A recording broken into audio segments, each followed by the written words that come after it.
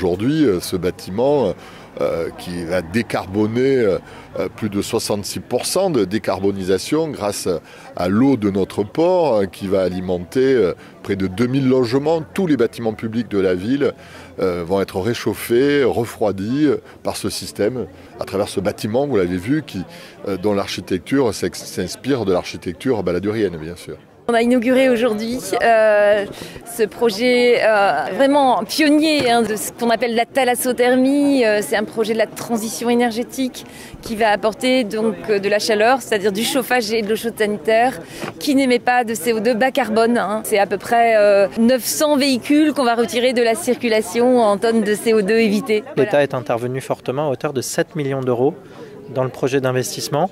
L'Hérault est très bien placé sur ces sujets-là. On a 3 exemples de ce type de thalassothermie. 7 millions d'euros, c'est une subvention très importante. C'est quasiment un quart des subventions que j'ai à ma main dans l'année dans le département pour toutes les communes. Alors là, c'est un volet spécifique, c'est des subventions de l'ADEME. C'est des subventions sans lesquelles ces projets ne verraient pas le jour.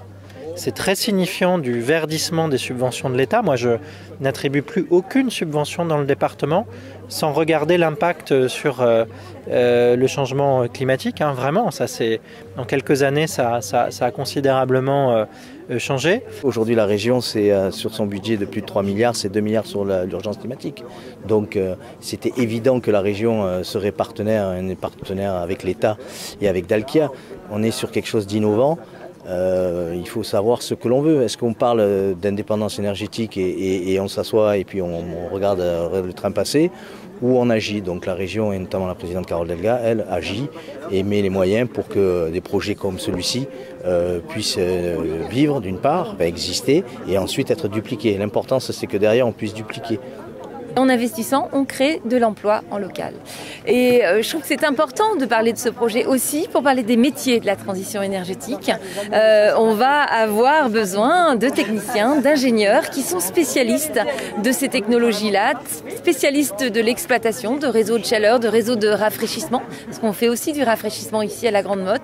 Et donc j'invite tous les jeunes qui souhaitent accélérer cette transition énergétique à s'intéresser à ces métiers parce que Dalkia recrute. Il y a une vertu sociale aussi à ce projet, c'est que les copropriétaires qui ont accepté de rentrer dans ce réseau, ils vont payer une énergie qui est moins chère que celle qui est fondée sur les énergies fossiles. Et ça, c'est grâce à la subvention de l'État. C'est ce qui nous a permis de les rendre adhérents au projet. Et ça, c'est absolument essentiel. Et vous verrez, là, le projet est parti pour 30 ans. C'est la durée de la délégation de service public. Vous verrez que ces gens à qui on va permettre d'avoir une énergie plus abordable, d'abord, c'est du pouvoir d'achat pour eux. Et puis c'est aussi la capacité d'avoir des biens immobiliers qui pourront bien se revendre parce qu'ils seront adaptés en matière de changement climatique. Il était normal, et c'est ce que je fais depuis bientôt 18 ans que j'ai l'honneur d'être le maire de cette ville, de poursuivre toujours avec l'ADN qu'a laissé Jean Balladur, de la modernité, de l'innovation. On a souvent et on a toujours été à la pointe de l'innovation. Je le disais, le marché de performance énergétique, toute la ville aujourd'hui est inscrite avec un éclairage LED.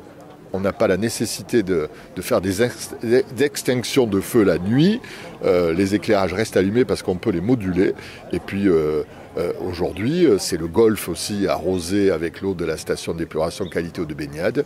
Et maintenant, ce process de thalassothermie qui permet à tous nos bâtiments publics d'être réchauffés et refroidis par l'eau de notre port.